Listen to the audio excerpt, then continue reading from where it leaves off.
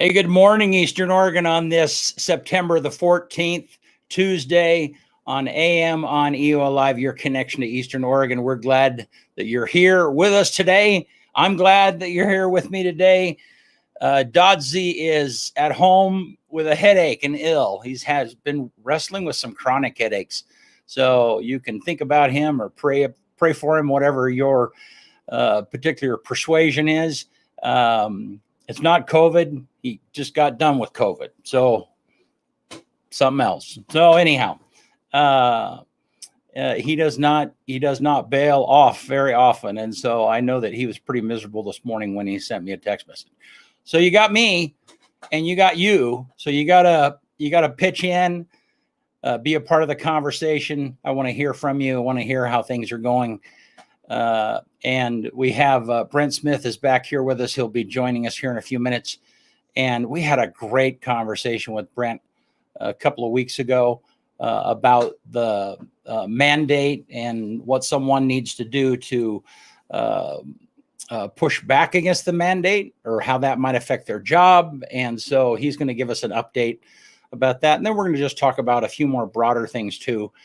And so it's going to be a great conversation. And I just want you to be sure and not miss that. Share this. You know, if you have friends that you know are interested in this type of thing, then share that information. Share this stream with them so that they can find that also. And also just to remind you that all of our content is available on the website, on Facebook, on YouTube. Probably the easiest way to find our content on a regular basis is to download the app.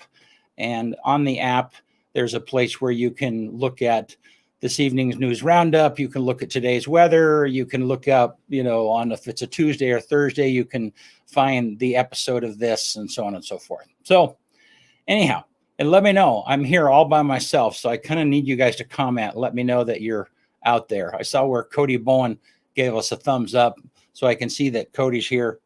But kind of give me a thumbs up or let me know that you're here. I'm feeling kind of insecure and lonely today. Just kidding. That's not part of who I am, but you kind of get the idea. So, but hey, let's look at the outside weather cam. And again, as always, you could have your name right there where it says Wingman Digital. You can advertise on our weather cam. And, when I look at the tracking of that, we probably have, 30 or 40 people a day that pull up the weather cam and just stay here for a little bit and watch that. So there is some value to that. Let me show you. Let's bring up the weather from Gabe, the weather kid. So looks like a pretty nice day today. Maybe gusts up to 15 miles an hour. Highs are in the lower 80s today, around 3 p.m. So not much of a chance of rain or anything. Looks like a beautiful day. And our weather is brought to us by Nate Conklin State Farm Insurance. And then Wednesday, the 15th, it's going to be a little cooler, the little more gusts up to 30 miles an hour, but be in the mid 70s is kind of the high. So looks like beautiful fall weather here in La Grande, and that's cool. I love this kind of weather. So, hey, I'm not going to delay. I'm going to pull Brent Smith in here, and let's give us a go. Hey, how's it going, Brent? In the morning. It's going great. It's in the morning. It's Brent in BC in the morning. That's right. That's right. Are you awake? Yeah, I'm awake. Yeah, I'm well caffeinated and I'm awake, and I love the weather cam, and I love that the smoke cleared out. Yeah. That's good. In fact, it was funny. We were sitting up. Kyle and I had a staff meeting, or the rest of the staff. We were up on the roof deck here, and if you've never been on top of the roof here at Marketplace Fresh Foods, it's a beautiful view up there. Anyhow, and the smoke was clear, but you could see where one of the farmers was burning the field out there in the middle. But I mean, the good thing is that it was a beautiful day to burn a field. I mean, because the smoke went straight up, dissipated very quickly. You know, a lot of people don't understand what the purpose of that is, and it's just a part of their operation. So, well, they also have a bunch of rules that they have to follow with respect to field burning, and there's, you know, they have to follow the weather conditions and everything in order to do that, and that's to, you know, there's air quality rules that they follow, but it's an important, you know, it's an important product, and just like everything else, we find a way to get along, and you know. But I love the cool mornings, you know, this time of year. Yeah. You open your windows. It's just it's a great time to live in LeGrand. Boy, that's the truth. And I don't mind the hot days as long as in the evening you can open the window and it's kind of cool and it's refreshing. And I mean, it was kind of chilly last night when we opened the window, you know. I mean, about 8 or 9 o'clock at night, it was cool. So love it. So are you an early morning person? What is your, how do you I have a goal of being an early morning person. Yeah, I'm an early morning person when necessary. I go through phases where I get up at, you know, 6 a.m. for a year or two, and then I have, you know, 3 months where I, you know, get up at 8:30, and then I get back on the horse. And I believe in it. I believe in getting up. That's what I would say. Your wife, Jeanette, is a teacher, right? I'm trying to remember. Yeah, my wife teaches as an adjunct at EOU, and she's also a substitute teacher right now. But she's been a music teacher kind of throughout the valley. She was at Island City. She was years ago at LeGrand High School and the middle school. So. Yeah, but I mean, I guess the thing I'm thinking is like, so those mornings when you do sleep and to sleep to 8:30 or something like that, she's like walking by me, she's getting ready, and you're like, you're a slacker in bed. You don't feel any guilt? Well, we don't make each other feel any guilt ever. That's the secret to secret to our relationship. No, just no guilt ever. Just no shaming at all. Just a smile, and you know, I don't. Yeah, I do want to say my daughter, who's also named Marie Jeanette, just like my wife. They go back six generations, I think, with that name combination. She's following in her mother's footsteps and just got the lead in the high school musical. She's a senior this year, and I'm very proud of her and very excited for her to do that. So. And she's a senior? Yeah. Wow. And she's tall. I mean, she kind of has your height, right? Runs in the, she's probably 5'11". Yeah. I mean, that's pretty tall. Yeah. No, and there's nothing wrong with that. That's the only thing wrong with it is hitting your head. And if you're, you know, and people believe what you're saying, whether or not it's true or you've done your research and you're tall. People come up to you and ask you for directions. This guy, he'll know where to get there. He's tall. You know, it's it's this weird natural thing that happens, and you know, you got to do your best with it. You know. So do you ever have like lawyer opponents? And when you walk into the room, the very first time they go, "Oh, well, yeah, well, that's just my life because I'm beyond the, like, you know, there's like a perfect level of tall that's probably like 6'2" to 6'4", and I'm more at the boundary of freakishly tall. You know, like if I can barely fit through doorways, and so. Yeah, I mean, I get, you know, I'm talking about how tall I am, you know, twice a day for my whole life. How's the weather? How's the weather up there? How's the weather? How tall are you? 6'7". Oh, see, I didn't realize you were quite that tall, but. Well, I respect you so much that I try to hunt down when I'm around you.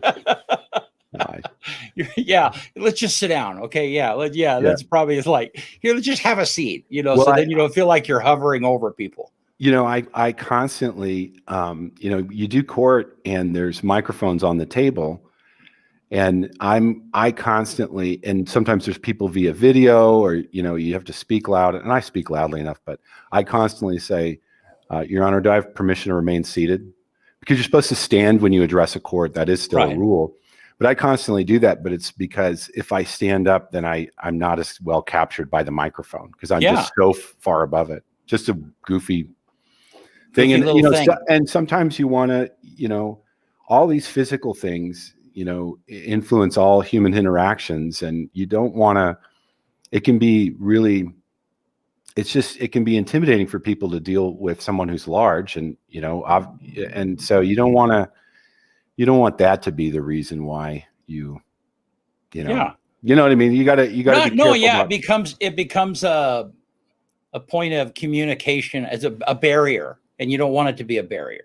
Whatever it might be. It's kind of like, one of the first rules of photography is that you get eye level to whatever. So if you're taking pictures of kids, you get down on the ground. It's just and you'd be surprised the number of photographers that don't get that. But they need to work on their squats and their flexibility. That's right. Yeah. But it's because, all of a sudden, and lay on the floor, get down to your pet level, see what happens. That pet's like all over. He's like, oh, they're down on my level. Yeah. So it's that same concept over. I always look down on my dog because I want him to obey me. But that's my relationship with my dog. I don't want to do that to other people, So. Yeah. No, I'm with you 100%. All right. Well, hey, let's talk about mandates. We talked a couple of weeks ago about you were having a couple of podcasts, and unless you're under a rock or you don't know what's going on, we'll leave you to figure that out. So, but what's happening in the mandate sphere over the last couple of weeks? Yeah. So there's a lot of concern. There's a lot of people that don't want the COVID shot for all sorts of reasons. And there's a lot of employees that are now facing a mandate from their employer. Right now, primarily it is, there's a healthcare rule and a school rule issued by the Oregon Health Authority. And then there was a executive order issued by the governor that applies to executive branch employees. So I put on 2 webinars. I had, about 100 to 200 people listen in that provided some general information about religious accommodations and medical accommodations, and some of the rules behind that and the process that's used by employers. The other thing that I did is I opened up a booking page for free 30-minute consults, and that was just to take the pressure off my staff and kind of make it easier to talk with people affected by the mandates. And I've had 54 different individual consultations, sometimes with more than one person, talking about their specific situation, how their employer is handling the process, what their concerns are, their religious beliefs, their medical issues, to just kind of walk them through what to expect and what's okay for an employer to do, what's not okay. I also gave updates in the webinar about some of the lawsuits that are bubbling up across the state and across the country.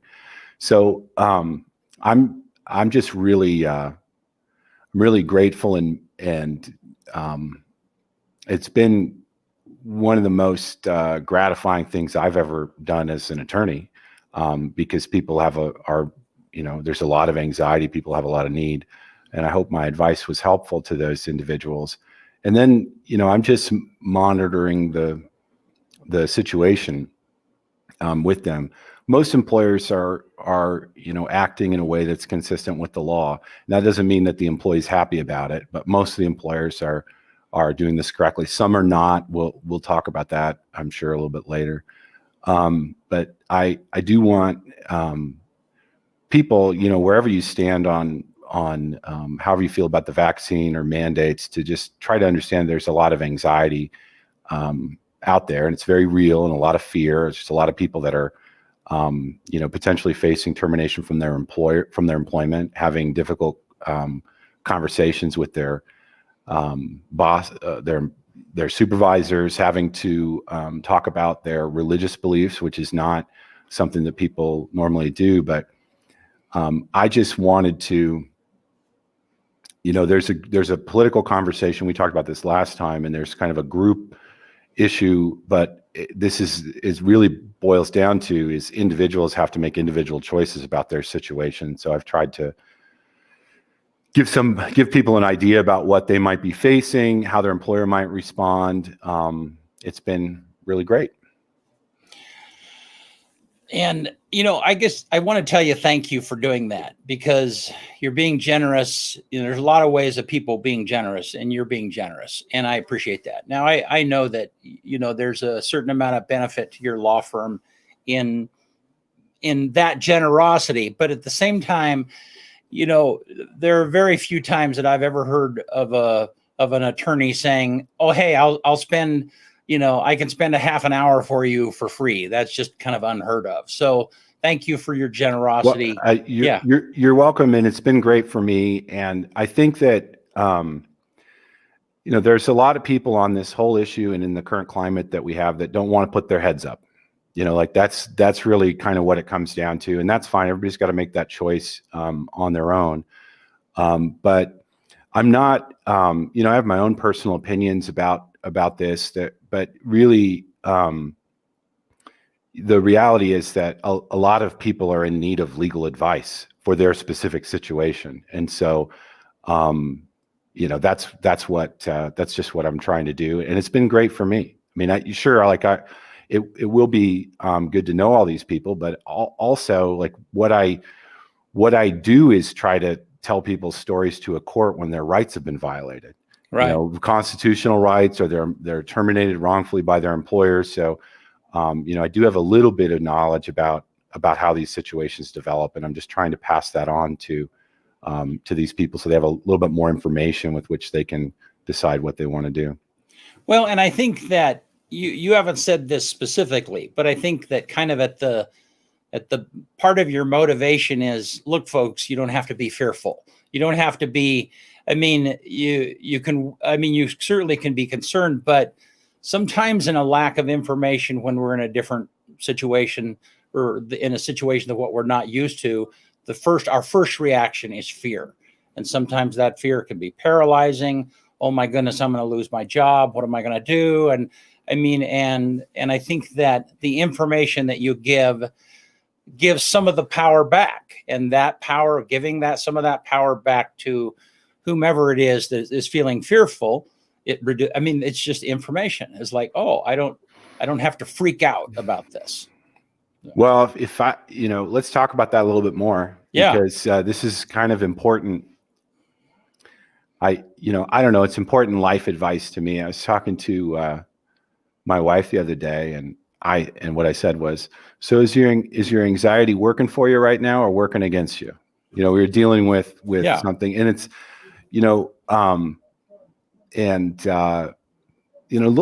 actually, lawyers in particular are pretty good at anxiety. What I mean by that is, like, they worry for a living. Like, it's my job to, like, get somebody's problem and be like, what could go wrong here? How should we do it? If we do it this way, there'll be this risk. If we do it this way, there'll be this risk. Mm-hmm. So that's and that causes that can cause problems, because you're just high anxiety all the time, even if it's not your own thing. So a lot of people are dealing with anxiety, and you can just worry and stay up all night, which that's going to happen. I mean, what I'm saying is there are reasons for people to be fearful, right. But then it's how do you respond to that? And one way is to get information, to get advice, and also to not let, to try not to be reactive to the situation. Gather some information. You're not going to understand everything or even how it'll turn out, but, do what, have a reason for doing what you're doing. Use your logic, have a reason, be able to explain it to yourself and to others about why you're doing what you're doing. So there's a whole, it is really largely about trying to manage human anxiety. Yeah. And I totally get that. And I see that, sometimes when you're fearful or angry, the first thing you're going to say, but you really don't know the second thing you're going to say. Yeah. So it just helps you think through the process. Well, So what are you, I guess one thing the people that are used, we kind of determined a couple of weeks ago that you thought that the medical exemptions weren't going to be a thing.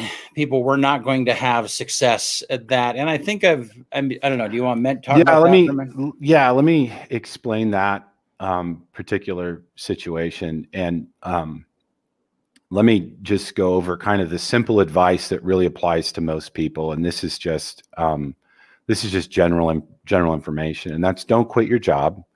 If you have a sincerely held religious belief, request an accommodation from your employer. Most of the employer forms are fine.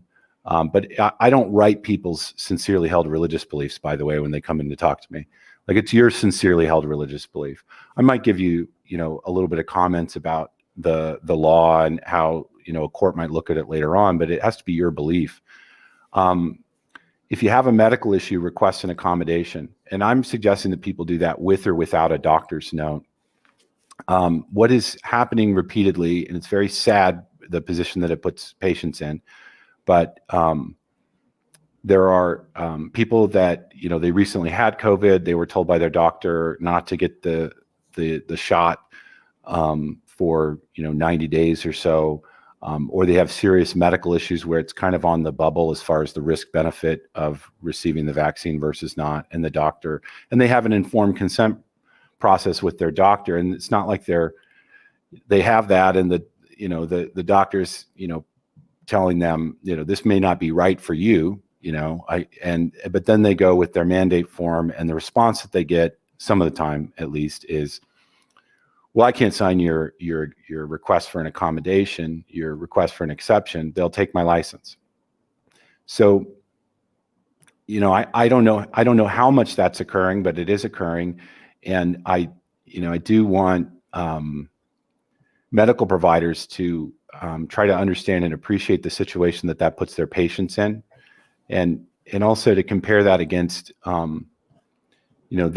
own understanding of medical ethics and the Hippocratic Oath and so forth.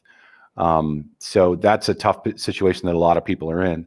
So I don't know for sure how it will turn out, but I'm suggesting to people that if they have a medical issue or a condition that makes them concerned and not want to receive a COVID shot, that they tell their employer that, in writing.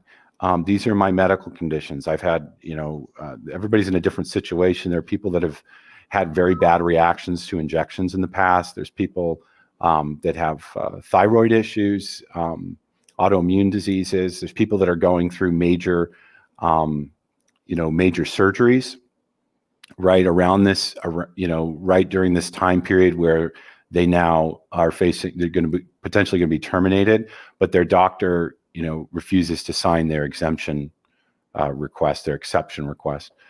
And the Americans with Disabilities Act does not require a doctor's signature in order to begin an accommodation process with your employer, to begin that dialogue.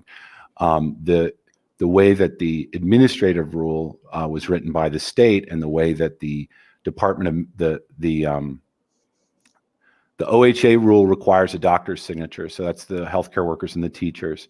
The executive order that applies to state employees simply said, we expect, where it's needed to engage in an accommodation process under the Civil Rights Act and the ADA. But the Department of Administrative Services form that is, the things that's going out to the executive branch employees requires a doctor's signature. And so I'm suggesting that you just make your employer aware of that.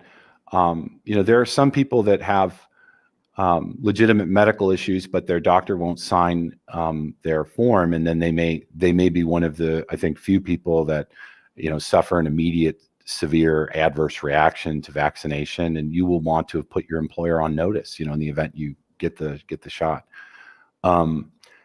I think that people need to, the medical system itself is, these are individuals that, I'm certain that the vast majority are just acting in good faith on the information that they have. And they're in a tough spot because they're dealing with these OHA rules and their own beliefs about, what's happening in the country and the vaccine and they're grappling with that, but they also have, potential financial repercussions if there's action from the Oregon Health Authority, or more likely, we have now potentially coming down some sort of rule based on if you receive any Medicaid funding, that there'll be a rule that applies to you that comes from the federal government. And then also the private insurers are, scrutinizing and auditing any medical provider. I mean, I've seen this repeatedly, medical providers that, are giving, treatments that are not, the whatever the current narrative is on the treatment. And there are other medical providers that are just not giving any treatment to somebody when they come in with COVID, which is also disturbing. I mean, you would seem like you would at least say, hey, maybe take some vitamin C or something, but they're just not, they're just not treating. Like, you just go home, get sicker. And if you get sicker, come back, go home and take Tylenol. That doesn't, patients are upset about that too. But at any rate, the real point is that have some grace for the medical providers. They're in a tough spot, but, some of them may choose that they can engage in this whole debate, in a productive fashion and stand up for their patients. If that's if they think standing up for a particular patient means this person shouldn't get the vaccine. So I don't know how to encourage them to do that, but I'm seeing situations where people are initially told, yeah, it's probably not right for you, don't get it. And then they come back with their form and the doctor refuses to sign it. I'm also seeing situations where, just as I'm not medically trained, but where as a lay person, you look at the surgery or these serious medical conditions and you're like, well, they were telling us, 6 months or a year ago that only 70% of the people need to be vaccinated. We'd be at herd immunity, right? But now you're going to force this person that's in this precarious medical situation to get the vaccine. And, people like that ought to be able to make that decision on their own, but unfortunately they're being forced by a mandate. They may lose their employment. So I would encourage doctors to, where appropriate, where they think it's appropriate, stand up for some of these people. So the patients out there, then, I mean, if you feel like you have a legitimate medical purpose for an exemption, even if you don't have a doctor's signature, you should go ahead and fill that part of the form out and make sure that at least your employer is aware of that. Yeah, what I'm suggesting is that the OHA rule and the forms issued by DAS, which require a doctor's signature in order to even request an accommodation under the ADA. The ADA has never required at the initial accommodation stage a doctor's note. The ADA has always been as simple as, hey boss, I've got this issue. And that begins an interactive process. And, many of I've certainly seen employers sued where the employee didn't even really explain that they needed an accommodation. They just said, hey, I'm sick with this. Then the employer terminates them for some other reason. The employer sued for violating the ADA because the employer didn't reach out and say, well, what is the issue? Will you pose a direct threat to the health and safety of yourself or other workers, people in the workplace or people you interact with, if you don't receive this shot? Will you pose a direct threat? Is it an undue hardship on the employer to give you this accommodation? Can you work from home for a little bit, when COVID's bad or what, when it comes through, can you, we have a political debate going on. We have, group issues happening, but the ADA and the Civil Rights Act are an individualized process, period. And I think that the OHA rule and the way that the state is doing this with the employers, with its employees requiring a doctor's note, I don't think that's going to hold muster. So if you want to preserve your ability, if you're terminated, if you have a bad reaction, whatever happens, to vindicate your rights, you should put your employer on notice of your medical condition. Got it. Yeah. Okay, so then let's move to the religious exemption process. So I've heard a couple of people say, yeah, I mean, a couple of different things that, yes, you really do need to be, a person that has a religion, and you need to go to church. You need to be a practicing person. I mean, I've heard that part, and that employer might follow up. There might be a conversation of like, well, how often do you go to church? How do you, I mean, I don't know how an employer would do that. How would you, how do you gauge whether someone is religious or not? That's a whole can of worms.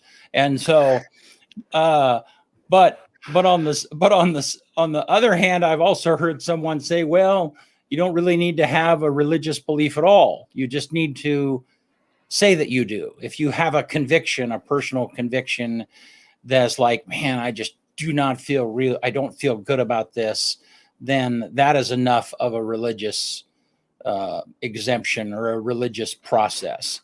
I don't know. Talk about that a little bit. I have a lot to say about this. Okay. So, and let me just start at the personal level in interactions. I certainly meet with people that describe their objection to receiving the COVID shot, and it's not really a religious belief, and they maybe want to request one, and I can't tell them what their sincerely held religious beliefs are. I certainly talk with many people that clearly have a sincerely held religious belief, and it's moving to listen to. It's often rooted in the rights of conscience. I'll sit with Catholics that cite the Catechism and its statements about the rights of conscience, the beliefs about the body, being prayerful about what you take. And then I'll sit with a Protestant who cites to Martin Luther about the rights of conscience and standing up for what one believes in. So it's interesting to hear that. On the other side of this, you have talk at it's been primarily healthcare providers, in the leadership of different healthcare organizations that have to put this rule on. And we're seeing, statements made like, well, there's no religion that's against this vaccine. It's just not possible for someone to have a sincerely held religious belief that prevents them from receiving a COVID-19 shot. So you have people approaching it from obviously very different ways. So what I want to make the most clear is that we don't have religious inquisitions in this country, and that's for a lot of very good reasons. We also don't have religious tests that we give to people. What a religious inquisition is historically it's the Catholic Church that went around to try to combat heresy like a belief that for instance, heresy might be a belief that God doesn't want me to get the COVID-19 shot. Well, that's a heresy, right? And so then they would go and question people and punish them and tell them their beliefs were wrong or dumb. They were going to go to hell for believing that way. But we don't do that in this country, and hopefully we never will. But some employers have engaged, sent out questionnaires on the religious accommodation process that are clearly unlawful and unconstitutional and violate people's civil rights under the Civil Rights Act of 1964.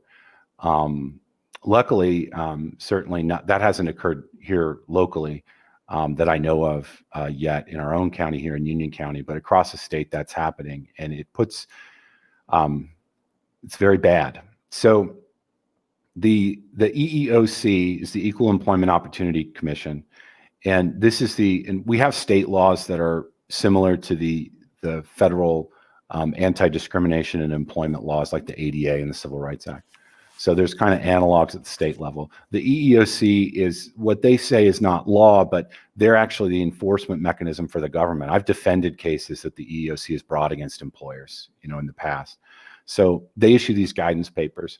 They have a very long article called something like "What You Should Know About COVID-19 and the ADA and Other Anti-Discrimination Laws."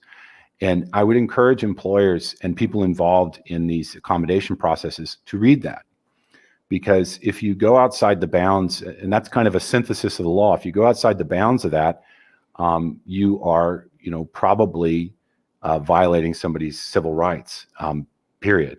So it's important to look at that. This is what it says on the subject of religious belief, okay? It says, EEOC guidance explains that the definition of religion is broad and protects beliefs, practices, and observances with which the employer may be unfamiliar.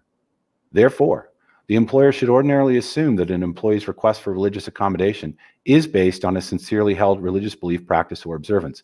However, if an employee requests a religious accommodation and an employer is aware of facts that provide an objective basis for questioning either the religious nature or the sincerity of the particular belief, the employer would be justified in requesting additional supporting information.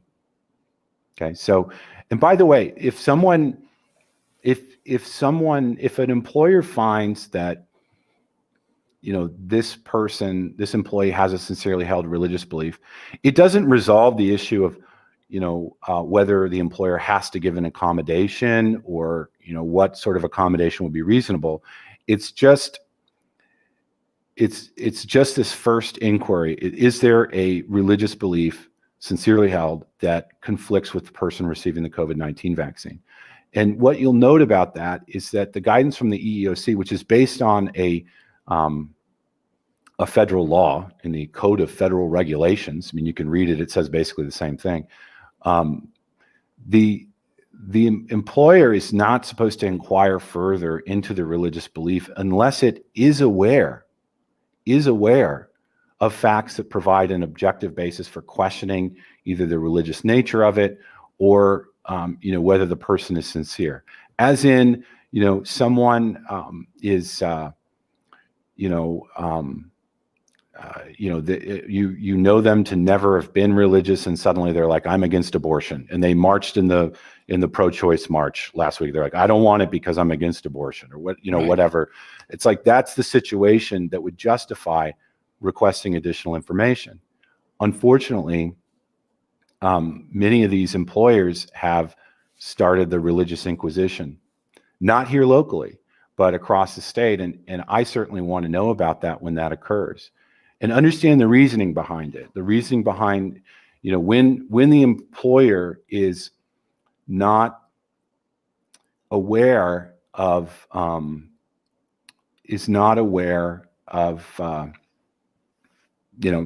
person just being full of it, then when they're asking additional questions, it's for the purpose of saying your religious belief is dumb and it's wrong. Like that's what it is, okay? And that is what is not allowed. So,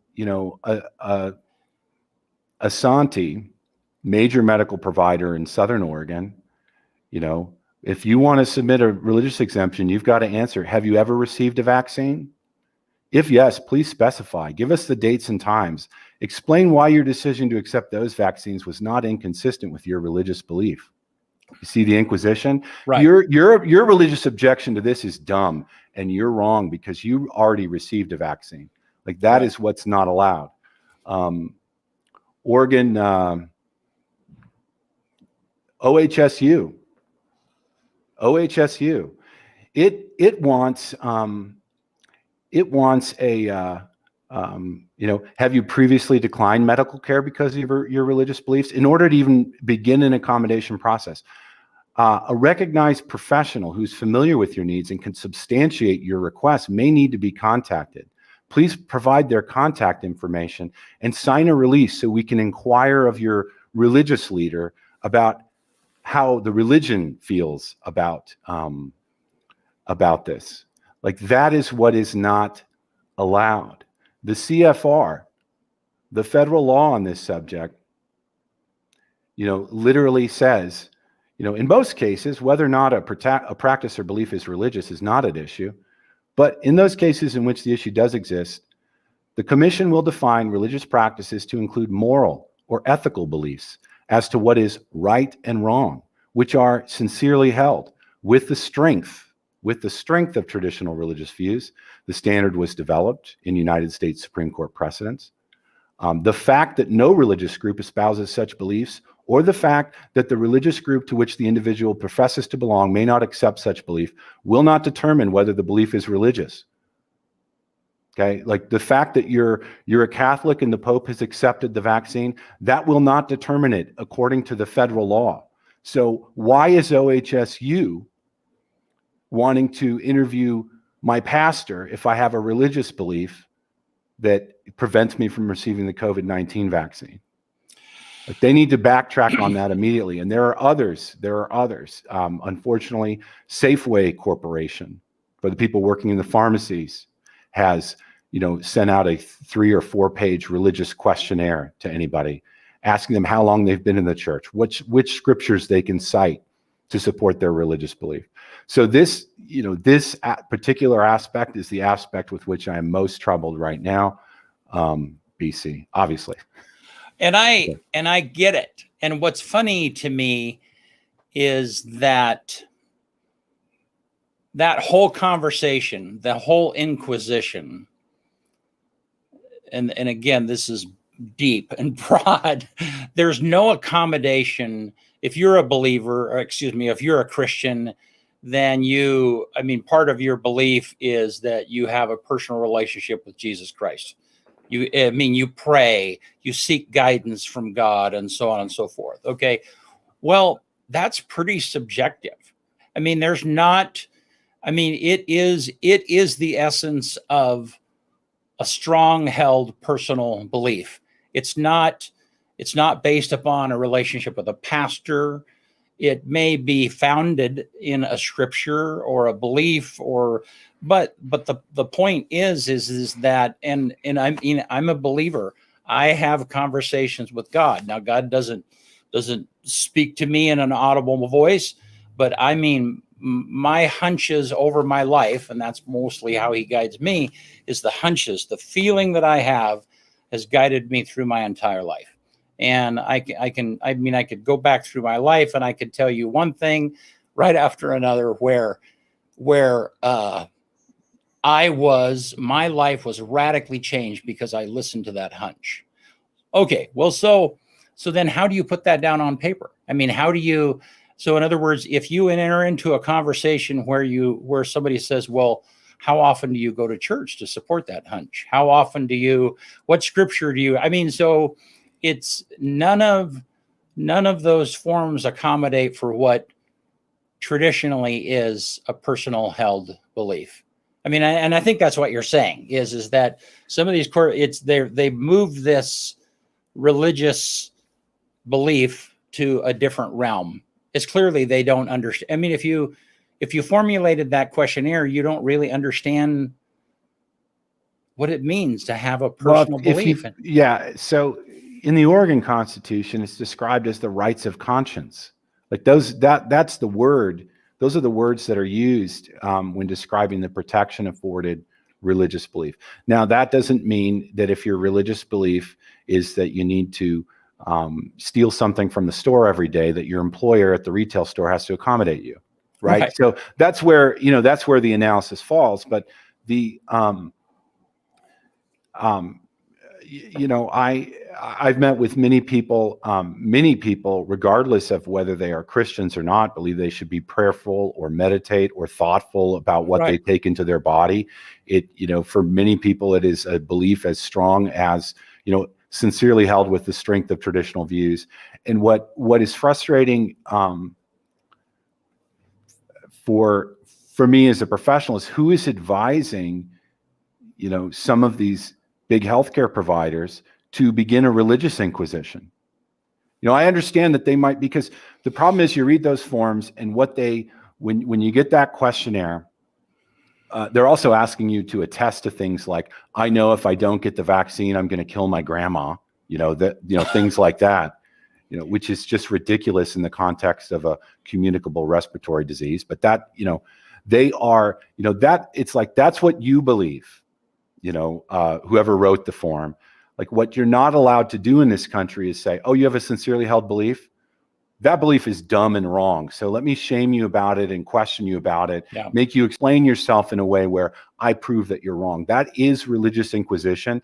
That is what is happening to some employees in Oregon. It's absolutely wrong. It's absolutely unconstitutional. Regardless of how you feel about the vaccine and whether everybody should get it and all of that, like, we need to make sure that we hold the line on not allowing employers or the government to perform religious inquisition as a condition of employment.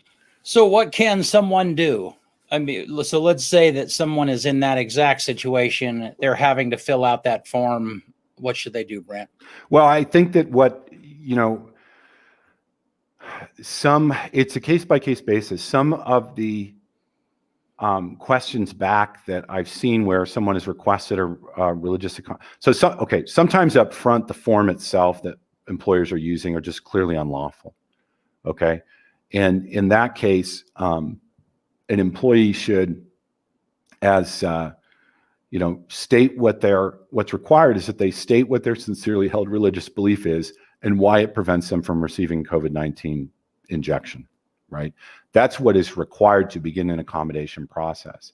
And an employer that doesn't engage in an interactive process, that doesn't mean the employer has to give an accommodation. It just means if an employer just doesn't engage in an accommodation process with that employee, that's determining whether they would be a direct threat, determining whether there are other measures that could take place. I mean, we have healthcare providers that have worked from home, school employees that have worked from home for 18 months that are being forced to fill out these insane forms about their religious beliefs where they don't pose a direct threat to anybody if they continue in their job, but what I'm saying is that employees that want to seek a religious accommodation from their employer should simply state what are their sincerely held religious beliefs, how do they conflict with them receiving vaccination. For some people, it's 2 sentences. For other people, it's 3 pages, and that's their decision because it's their sincerely held belief.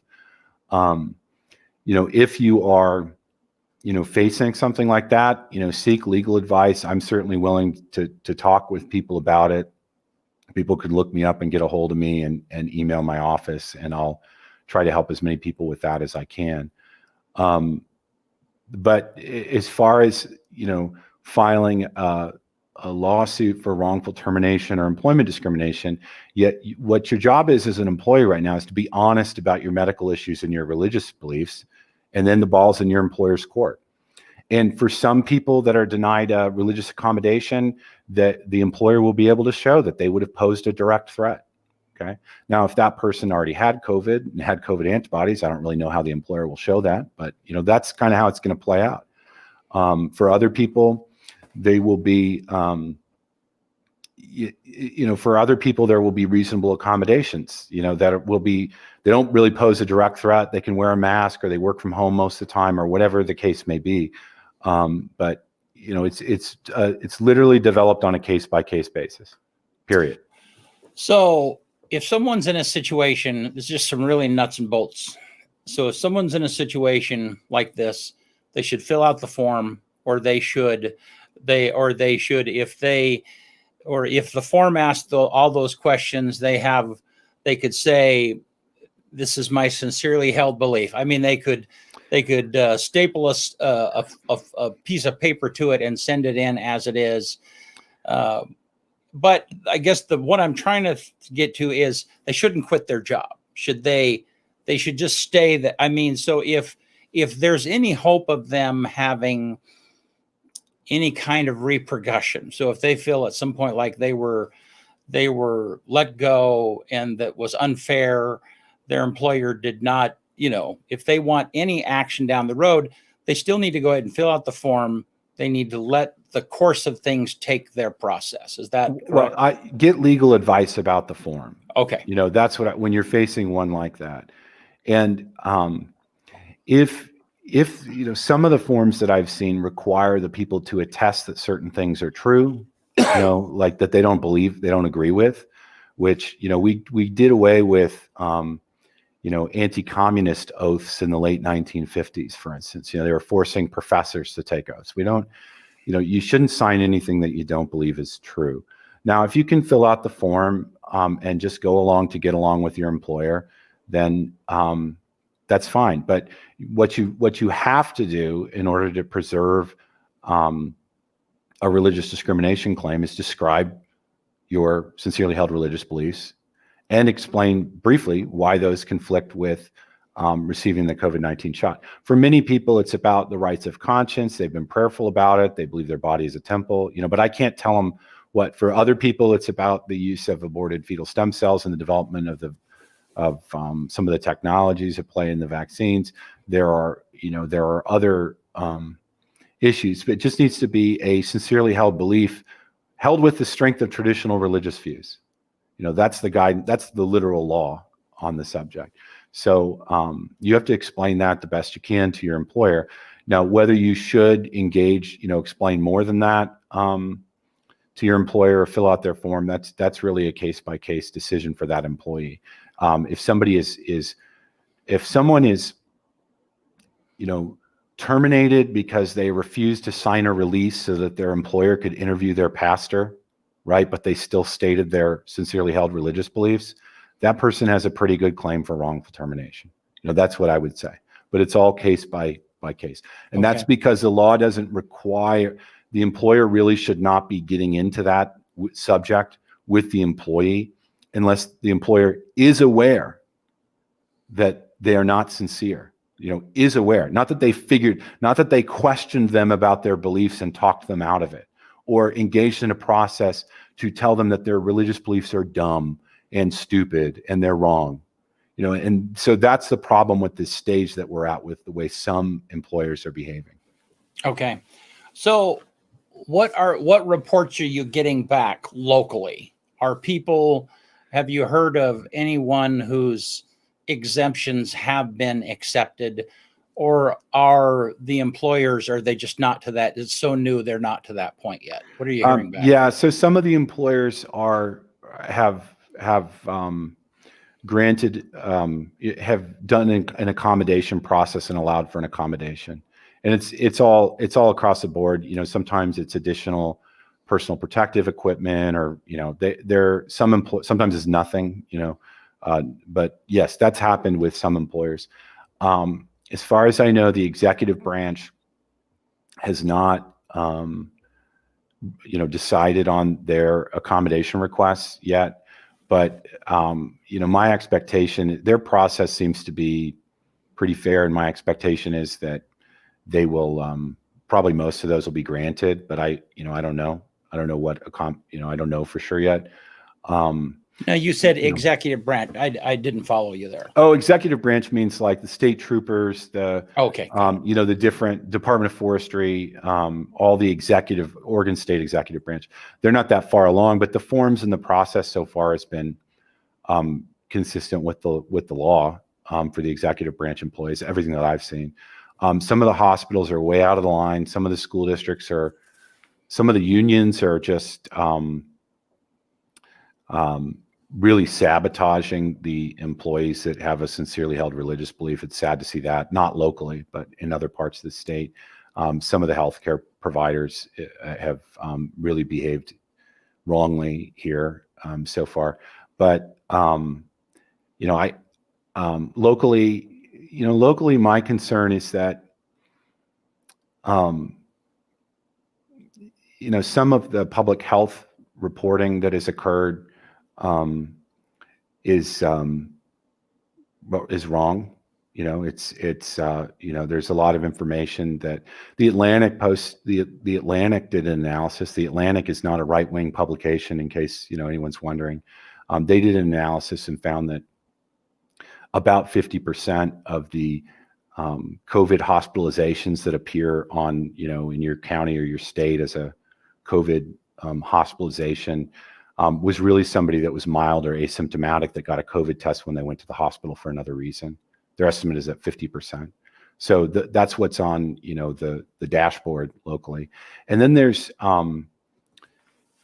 there's also been some public health propaganda from healthcare providers and from different public health authorities that there's some information that's false, and I don't know that we'll ever need to get into that, but I hope that the people that are really want to promote vaccination increased vaccination will understand that if they are exaggerating or not being careful in the way that they report numbers, that is not going to end up encouraging people to receive further booster shots or vaccinations, that sort of thing. Right. And I think that,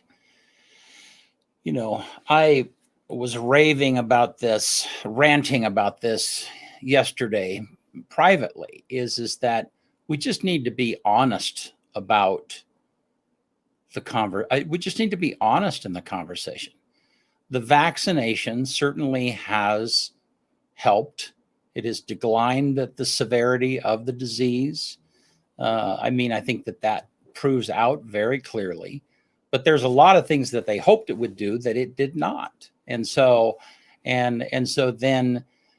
what happens is then when the credibility of the vaccination is not what they said it was going to be, and it is not, and they don't come back and they don't say, yeah, it's not as good as what we thought it was going to be, but it's the best that we have right now. Nobody just really says that. And so then when they don't honestly talk about it, and I'm using they very broadly, when it's not talked about in that manner, then the credibility of the conversation is not restored. And so that's kind of the thing that I see happening over and over again. Yeah, that's why there's a risk-benefit analysis, that's why we have informed consent procedures, baked into our laws. And what is really troubling is that, right now, Bloomberg, another, it's not a right-wing conspiracy theorist publication. It reports that, prior COVID infection it's either 6 or 7 times more protective than vaccination. I think that the consensus, we don't really know about any long-term effects of the shots that are available. It seems like there are there's there's a low chance of a significant adverse reaction to a COVID-19 vaccination. They appear to provide protection for a period of months, but there's two issues that I think are, and I know we can't talk all day, we probably could, but I'll talk as long as you want. But there's 2 issues here that are particularly important that, people need to ask. And that's like, why are nurses and EMT providers rejecting the COVID shot in large numbers? Why? Like, ask that person why and have them explain it to you and listen to their story. That's an individual person. That is a very useful exercise because you learn a lot from that. The other thing we've talked entirely about short term, but long term, the issue is that, if you were an Israeli, apparently they vaccinated 90% or so of their population, and you received a vaccination passport to allow you to shop, to travel, to go to restaurants or whatever it is in their particular country. Well, you were considered fully vaccinated, but now you're not considered fully vaccinated. You have to get a booster. So you went from a status of having I've got my privileges back because I got the shot, Right. Now you don't. You have to take the next shot in order to have your privileges. And, even at a national stage, you have major public figures, who previously said, no, we would never mandate it. They're saying, well, I think that you ought to have to be vaccinated in order to travel between states. Literally saying things like, I don't think that's a constitutional right. You don't have a constitutional right to travel. By the way, you're wrong. Like, there is a constitutional right to travel. But there are efforts now to, force people to receive medical treatment that they don't want and maybe don't need. Maybe they already had COVID. But there are efforts to mandate medical treatment that may not be needed. Think about the Hippocratic Oath doctors, may not be needed for a particular person. In order for that person to have the privilege, it's not a privilege, it's a right, to have the privilege to get on an airplane or travel. So that's where the situation is headed, and people need to be, need to wake up to that. Make their own decision about their individual, situation. But that's the most troubling thing about the whole move long term.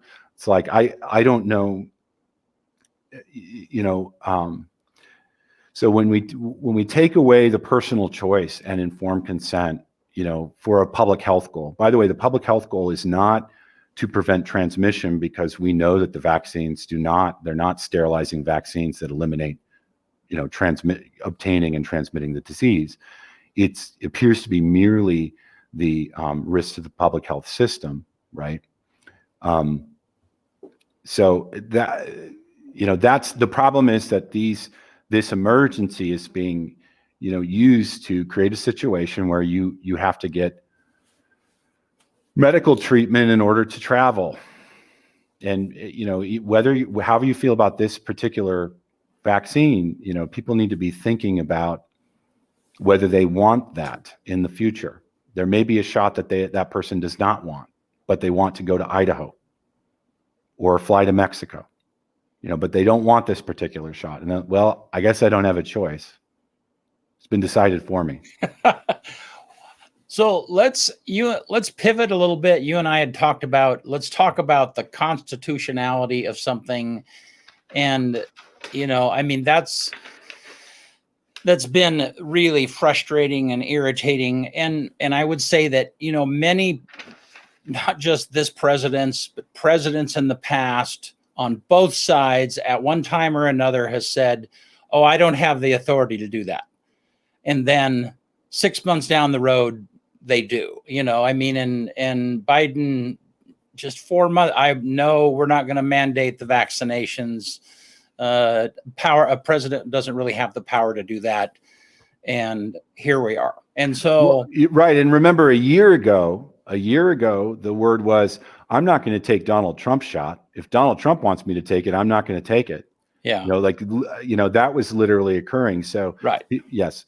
So yeah, go ahead. So I guess the question is, and the point is that it's happened on both sides of the political aisle. You have presidents who appear to take authority that they themselves said they didn't have, and then they do it anyhow. And so, and the question is, how does that happen? And what do we do as a public? I mean, what does it take to resolve for somebody to say, no, you did not have the authority to do that, and all of that authority is, talk to me about that process. Yeah, so that process, someone files a lawsuit in state or federal court and says, this action by the government violates my constitutional rights. Like, that's how the process starts. And then the courts, we had Marbury versus Madison. The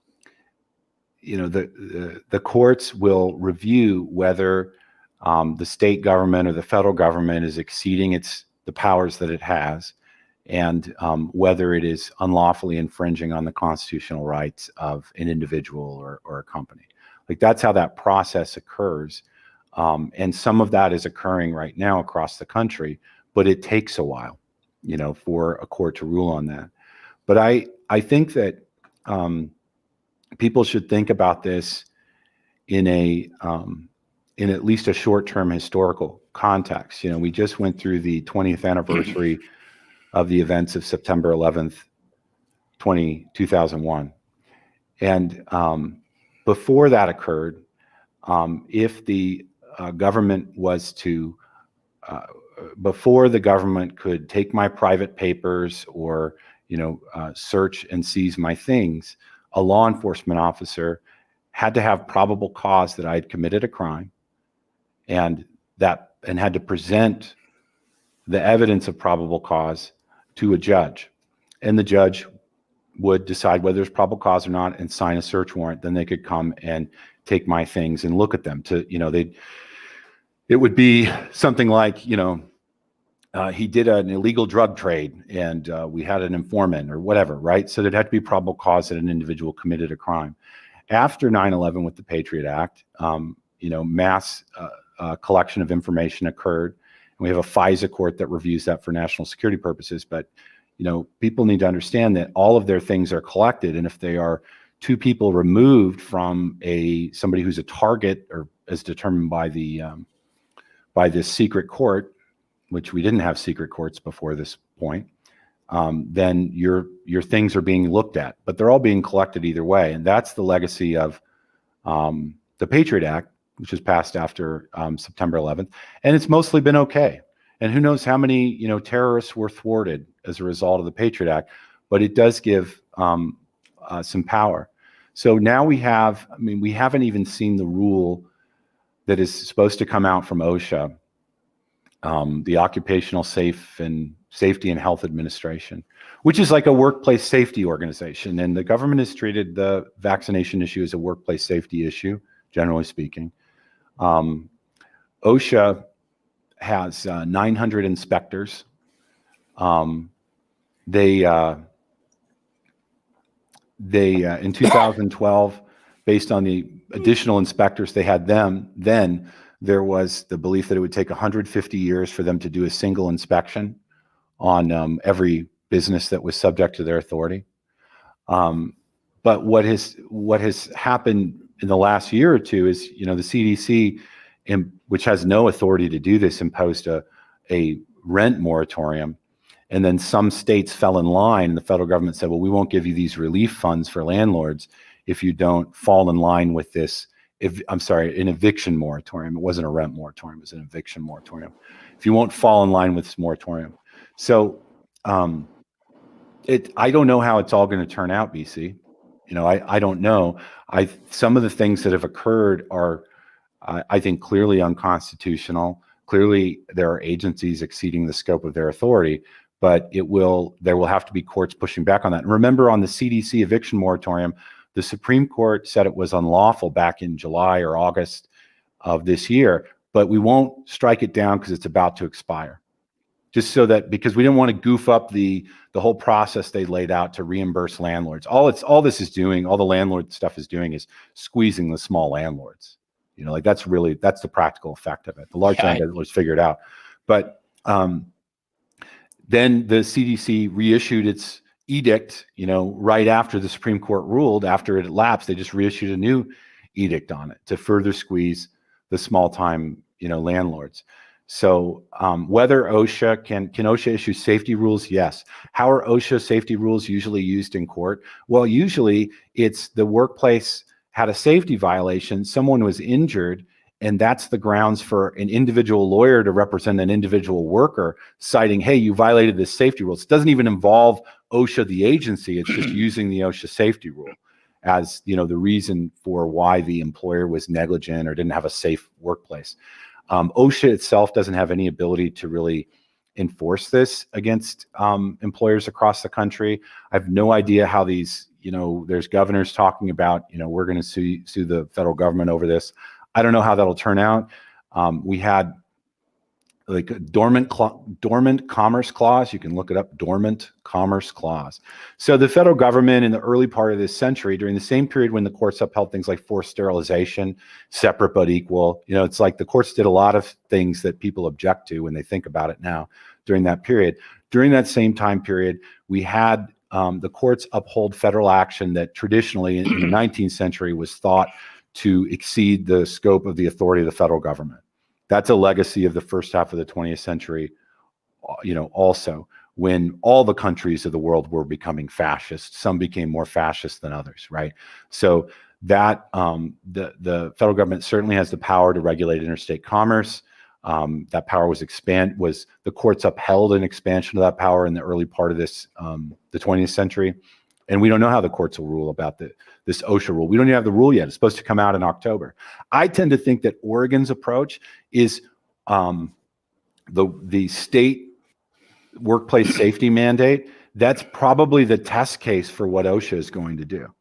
Probably it will be similar. Oregon's rules, if you look at them, will probably be similar to the OSHA rules. All right. And so the bottom line is if we don't let's say the president tomorrow or a president in the future said, any TV over the size of 55 inches needs to be thrown away and confiscated. And so and somehow he energized that to happen at a local level. People could say, wait a minute, and they could take him to court. And that's maybe not a good example. It's a good example. That would violate the Fifth Amendment.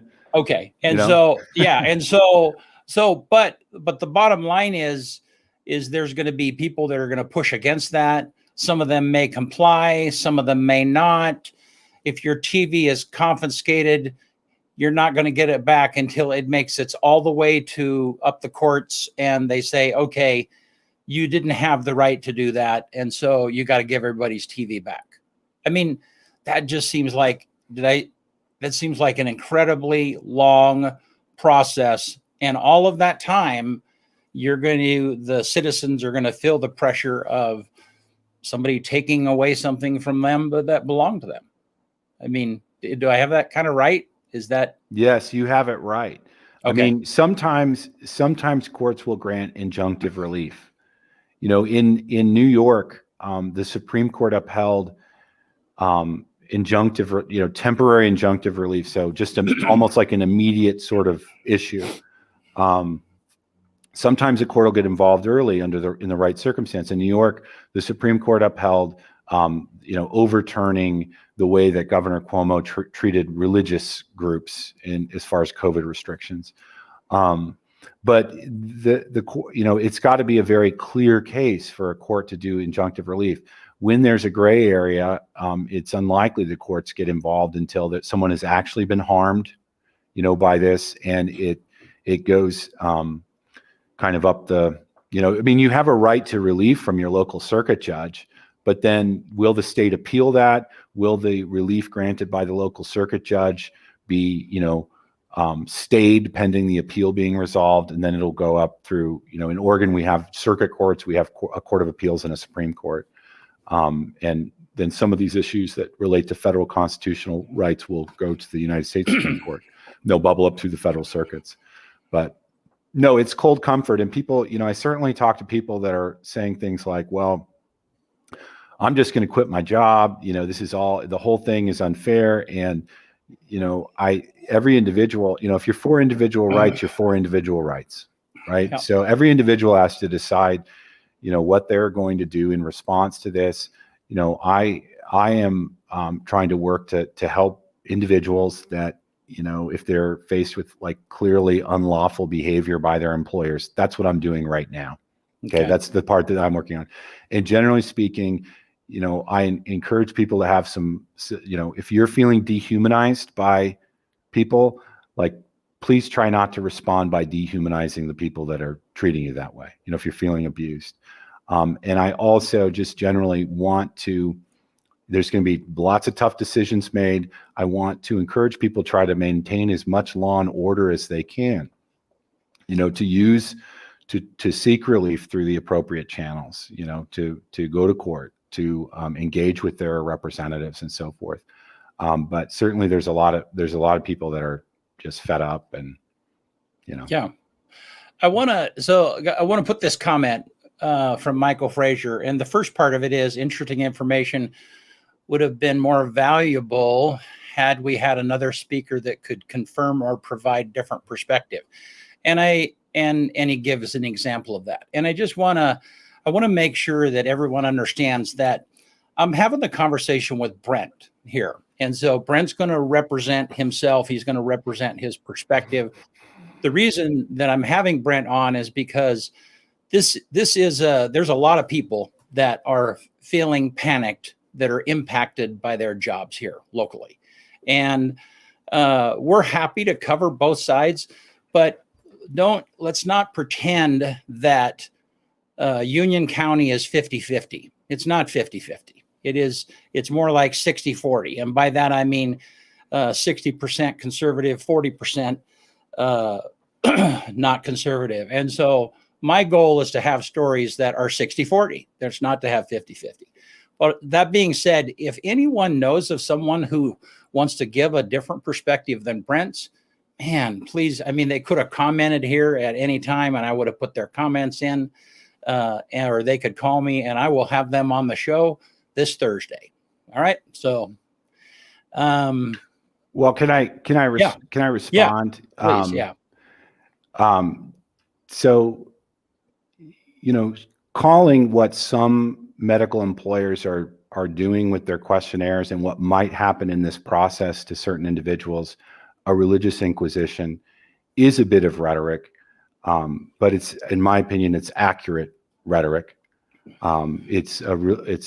It was groups and institutions within the Catholic Church whose aim was to combat heresy, believing something that is, or stating something that is not the official line of the church. We ban religious tests in this country. We ban religious questioning by the government in this country. And what I'm trying to help people generally understand, and most especially the employers that may be thinking about going that route, is that I'm encouraging them to review the guidance from the EEOC. It's not that long. Like, if you review that guidance, it cites to the law and to the prior rulings of the courts. It cites to the law about religious belief, what it is, and so forth. And if they go outside those bounds, they are probably discriminating against somebody based on their religious belief. It's the other reason why I discussed it that way is to help understand emotionally or ethically or morally why the law is where it is with respect to protection of religious beliefs. And the part of the reason for that is that we all have sincerely held beliefs. Some of those beliefs might be held with the strength of traditional religion, which is what the law actually is, whether or not your pastor agrees or the Pope agrees.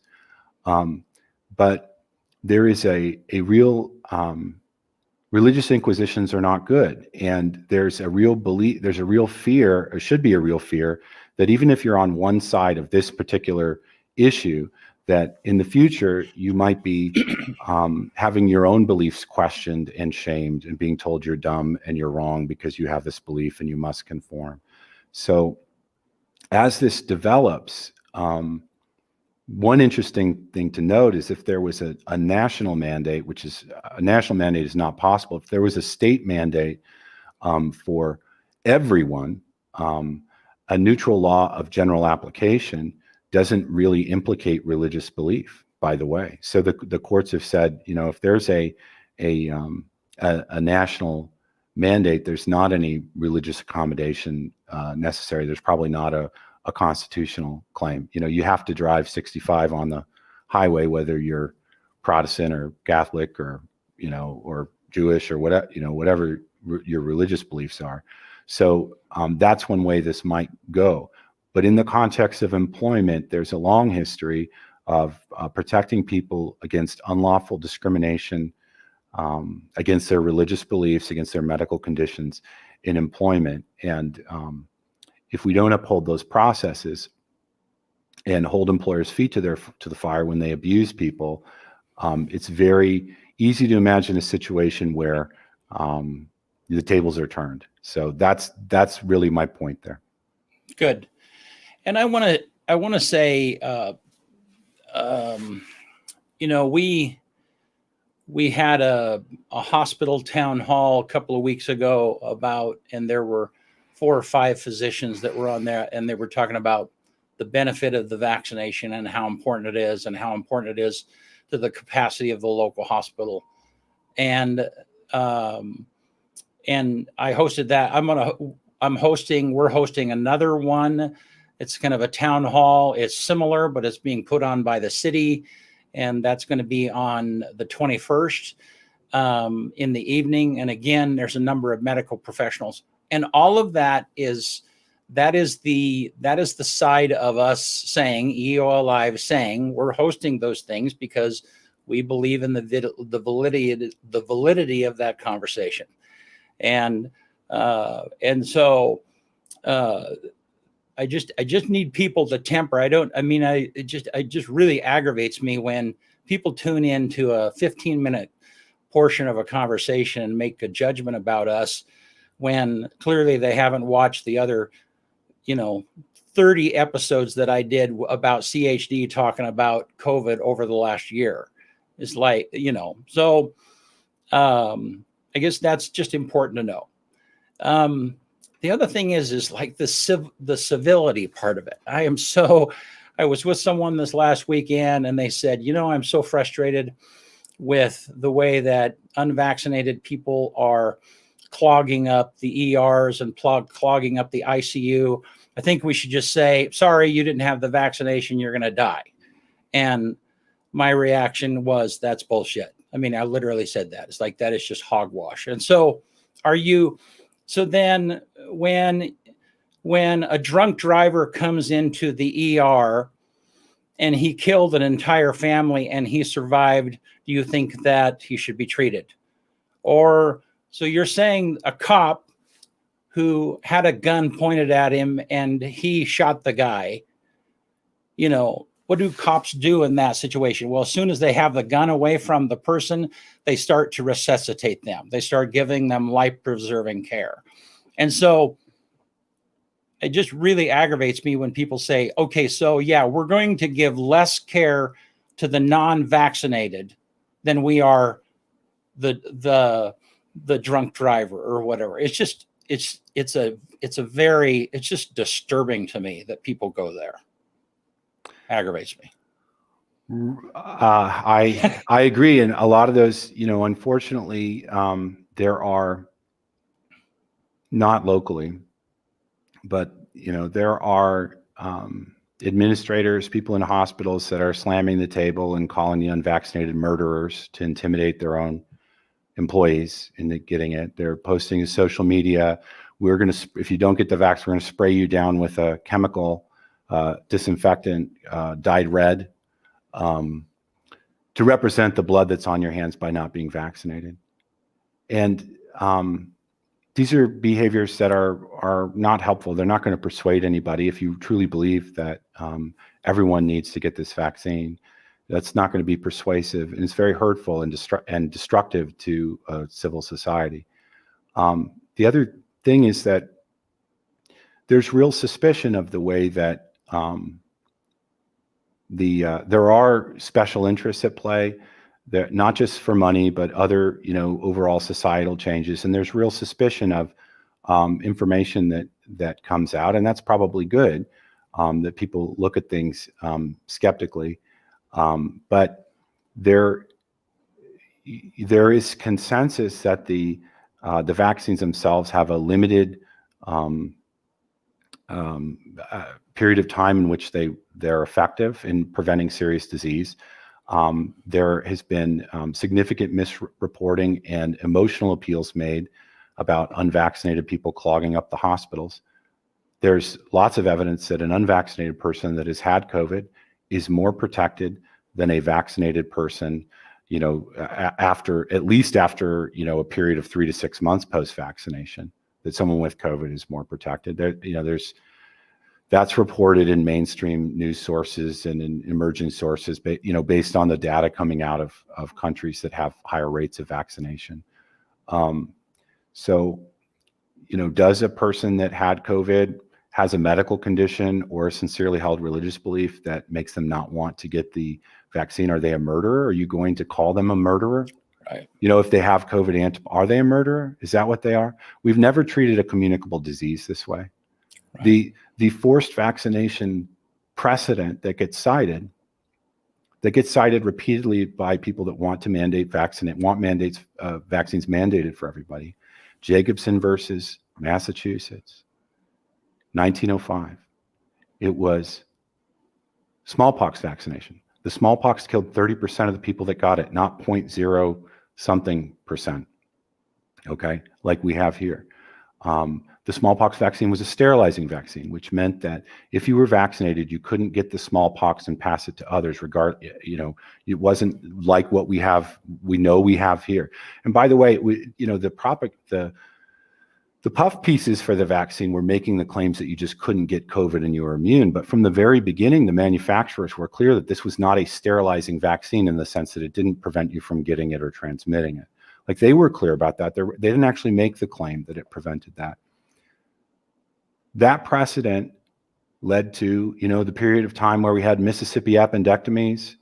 We had the Buck versus Bell decision. The principle that supports compulsory vaccination is broad enough to cover the cutting of the fallopian tubes. Jacobson versus Massachusetts, 3 generations of imbeciles are enough. So some people, the conversation that happened, some people feel like forced sterilization is a good idea, but they just want to be the one making the decision. And that's fine, but you aren't going to, you will not be the one making the decision. Yeah. So that, forced or mandated medical treatment, there is a logical connection between that and additional forced medical treatment.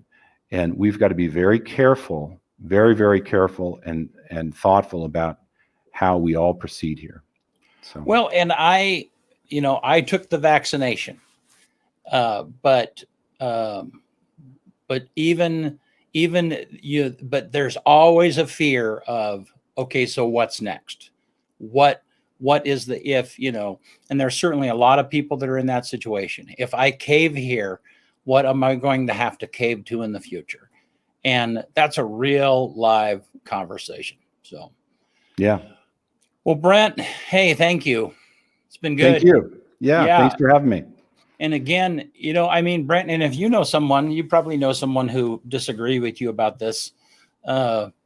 Maybe you could get them on here with us and we could talk about stuff, or I'll have a session with them. But all right. Sure. Yeah. Okay. Well, thank you for your courage. Yeah. Okay. Well, hey, thanks a bunch. Appreciate it. Thank you. All right. All right. Well, hey, thank you guys for joining us today, and really appreciate you being here. And don't really have anything. We went way over the time that we normally do, but we will see you right here. Oh, I guess one little thing, we are going to stream the LeGrand High School home. There are 4 home varsity football games, and there is one of those this Friday night. And so that will be starting. We're looking for sponsors for that. If you want to have your business mentioned during that, or you want to have a commercial in those games, be sure and let us know. Thanks a lot, and we'll see you Thursday.